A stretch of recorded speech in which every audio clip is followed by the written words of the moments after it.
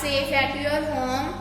In the previous lecture we had done page number 85 of chapter number 8 air.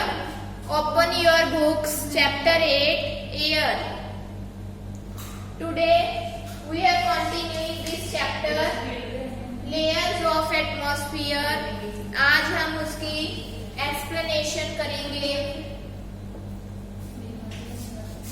See, these are the layers of atmosphere. First of all, we have troposphere, then ozone layer, stratosphere, mesosphere, thermosphere, and then exosphere. These all are the layers of atmosphere. First is troposphere, then stratosphere, then mesosphere, then thermosphere. At last is exosphere. From Earth to 50 kilometers there is troposphere. 80 kilometre पे stratosphere आ जाता है. 600 kilometre पे thermosphere आ जाता है, जहाँ पर हमारी satellites चलती हैं. आज हम इसकी डिटेल करेंगे. We will read the chapter. First of all, what is troposphere? Troposphere क्या होती है? It is the layer of the atmosphere which is very closest to the earth. ये ट्रोपोस्फियर है जो वो अर्थ के वेरी क्लोज होती है. 50 किलोमीटर के नियर अबाउट हमारी ट्रोपोस्फियर आ जाती है, which is very closest to the earth. इस लेयर में ऑल गैसेस प्रेजेंट होती हैं और इस लेयर में हम क्या देखते हैं? हमारी oxygen, carbon dioxide, sulphur dioxide, all gases are present in this layer, that is troposphere. जो हमारी ओजोन लेयर है, this protect us from the UV rays that is coming from the sun. जो सन से हमारे लिए which is harmful for us, harmful rays से हमें बचाती है ओजोन लेयर. पर आजकल क्या है, ओजोन लेयर में भी होल हो रहा है, depletion. Ozone layer is depleting and there is उसमें ओजोन लेयर में कुछ होल्स पाए गए हैं, जिसके कारण हमारी अर्थ को सेफ्टी नहीं रही. Because ozone layer protect the earth. ये देखो, ये ब्लैंकेट है एक ओजोन लेयर का. ये प्रोटेक्ट करती है हार्मफुल रेज जो सन से आती हैं, उससे हमारी अर्थ को प्रोटेक्ट करती है. अर्थ के नियर ट्रोपोस्फियर है, very close to the earth. First layer है हमारी, जहाँ पर ऑल गैसेस प्रेजेंट होती हैं. Next one is stratosphere. Stratosphere कौन सी लेयर है? This layer is present above the troposphere. जो ट्रोपोस्फियर के ऊपर प्रेजेंट होती है उस लेयर को स्ट्रेटोस्फियर कहते हैं. इसमें क्या है? एरोप्लेन्स, जेट प्लेन्स फ्लाई करते हैं. इसमें हम एरोप्लेन्स वगैरह फ्लाई करते हैं. इस लेयर में ही हमारे all planes fly in this air, in this layer stratosphere. Ozone layer भी इसी स्फीयर का हिस्सा है. Ozone layer is also present in stratosphere which is above the troposphere. जो इतनी लेयर है हमारी वो स्ट्रेटोस्फियर है 50 किलोमीटर वाली. ये ब्लू कलर का है जो stratosphere, ozone layer and stratosphere. Ozone layer is present in stratosphere. इतनी है जो हमारा एटमॉस्फेयर का हिस्सा है, स्ट्रेटोस्फियर का है. यहाँ पर all planes, many jet aircraft fly in this air. In this layer many fly jets aeroplanes fly करते हैं. अब जो नेक्स्ट लेयर है हमारी, थर्ड लेयर है, वो है मेसोस्फीयर. 80 किलोमीटर वाली. ये इतना पार्ट है जो मेसोस्फीयर का है. ये थर्ड लेयर होती है. meteoroids burn out in this air layer and therefore do not reach the surface of earth. जो हमारे मेट्रॉइड्स होते हैं गैलेक्सीज से जो कुछ जैसे स्टार्स, सैटेलाइट्स, कुछ भी हिस्सा होता है जो वो इस लेयर में बर्न हो जाते हैं, हमारी अर्थ तक नहीं पहुंचते। मीजोस्फीयर में ही वो बर्न हो जाते हैं। जो कुछ हार्मफुल रेज आती हैं या फिर कुछ भी हार्मफुल मेट्रॉइड्स हमारी अर्थ पे आते हैं, वो इस लेयर में मीजोस्फीयर में ही बर्न हो जाते हैं, वो हमारी अर्थ पे नहीं पहुंच सकते। इस लेयर में वो बर्न हो जाते हैं मीजोस्फीयर में और हमारी अर्थ पे नहीं आते। थर्ड लेयर है mesosphere. Next one, fourth layer is thermosphere, 600 kilometre वाली। This is the area of thermosphere. Space shuttles move about in this layer. देखो see in the picture, space shuttles जो हैं वो थर्मोस्फीयर में मूव करती हैं। Satellites हो गई, स्पेस शटल्स हो गए। सैटेलाइट्स क्या होते हैं जिससे हमारी पूरी अर्थ को हमें इंफॉर्मेशन मिलती है अबाउट अवर ऑल अर्थ, वो थर्मोस्फीयर में होती हैं जहां पर मूव करते हैं। स्पेस शटल्स होते हैं जो थर्मोस्फीयर में। And the last layer is outermost and last layer is exosphere containing a very little air.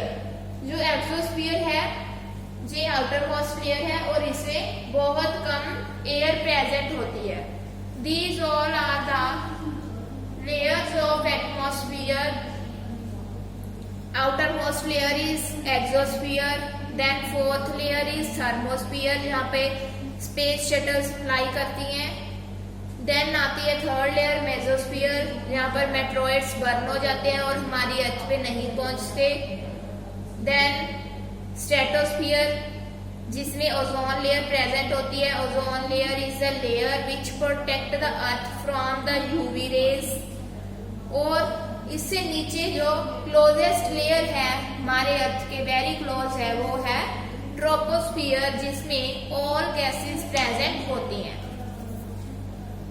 So I hope you all understand the layers of atmosphere. These all are the layers of atmosphere. Now, ozone layer. मैंने पहले भी बताया था आपको।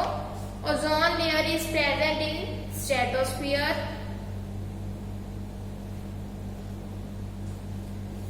It prevents the harmful ultraviolet radiations of sun from reaching the Earth's surface by absorbing them. As a result, we are saved from skin cancer. मैंने आपको पहले भी बता दिया है ओजोन लेयर होती है जो प्रेजेंट होती है स्ट्रेटोस्फीयर में और ये हमें प्रिवेंट करती है यूवी रेज होती है हार्मफुल रेडिएशन से जो सन से आती हैं from reaching the earth surface by observing them. Ozone layer में ही वो जो हार्मफुल रेडिएशन होती है वो उसमें ही खुद यूवी रेज को ट्रैप कर लेती है और हमारी अर्थ तक नहीं आने देती और ये हमें सेव करती है फ्रॉम स्किन कैंसर। अगर वो हार्मफुल यूवी रेज है जो हमारी अर्थ पे आ जाएंगी तो लोगों को बहुत बीमारियां हो जाएंगी because ultraviolet radiations are very harmful for all the nature. So ozone layer की जो प्रोटेक्शन है it is very important for us to protect our earth from many diseases.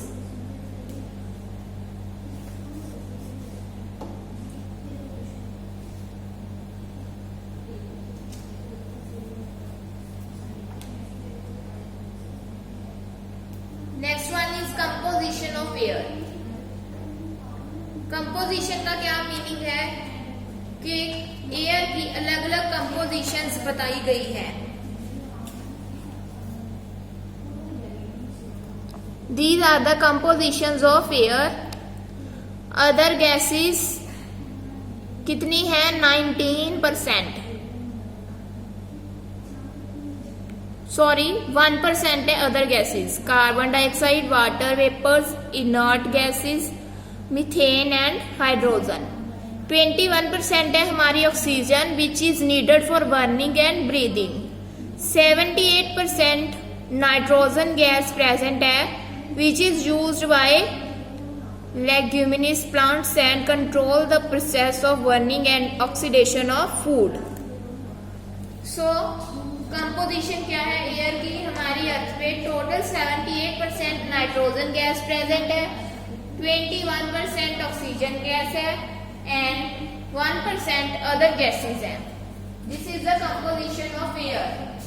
Now activity to show that air is needed for burning, do this with the help of an Elder.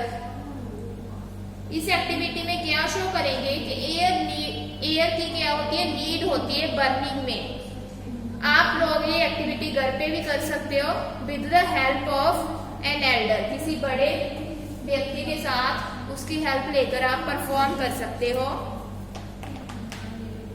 Fix 2 candles on a table. एक table पे 2 candles रख लो and light them. फिर उस पे light on कर दो, means to से उन्हें जला दो। लाइट माचिस के साथ आप लोगों ने उसे जला लेना है। Cover 1 candle with glass jar. You will observe that the candle in the jar stops burning after some time, whereas the candle kept outside continues to burn। आप लोगों ने क्या करना है? टेबल पे 2 कैंडल्स रख लेनी है, दोनों को जला लेना है माचिस के साथ। फिर आपने एक ग्लास लेकर, ट्रांसपेरेंट ग्लास लेकर एक कैंडल के ऊपर उसे रख देना है। आफ्टर सम टाइम, कुछ टाइम के बाद आप लोग क्या देखोगे? जिस पर आप लोगों ने ग्लास रखा था वो कैंडल बंद हो जाएगी। क्यों बंद हो जाएगी? क्योंकि आप लोगों ने ग्लास रखकर उसे बंद कर दिया और उसमें एयर आ जा नहीं सकती, तो without air burning is not possible. But जो कैंडल बाहर पड़ी थी उसमें तो एयर ऑलरेडी प्रेजेंट है, तो वो चलती रहेगी due to the presence of air. In the absence of air we can't do burning. Hence, this proves that air is needed for burning. So the candle in the jar extinguished because it did not get air. Without air, candle नहीं चल सकती।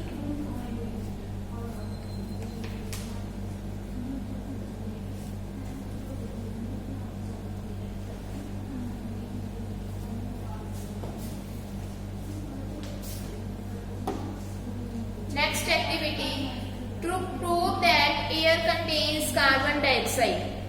अब हमने इसमें prove करना है कि air contain करती है कार्बन डाइऑक्साइड ऑल्सो।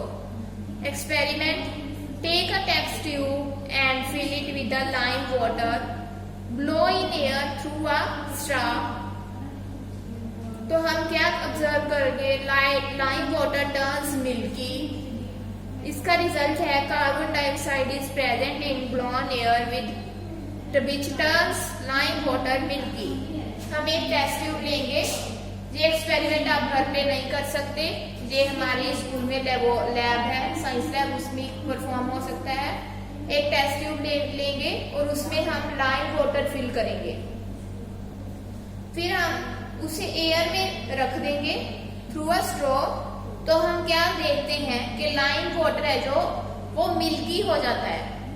जब when it turns to milky, it proves that carbon dioxide is present in air which turns lime water milky. So students, I hope you understand the chapter up to the activity. In the next lecture we will do next activity and reading of the chapter. Thank you. Have a nice day.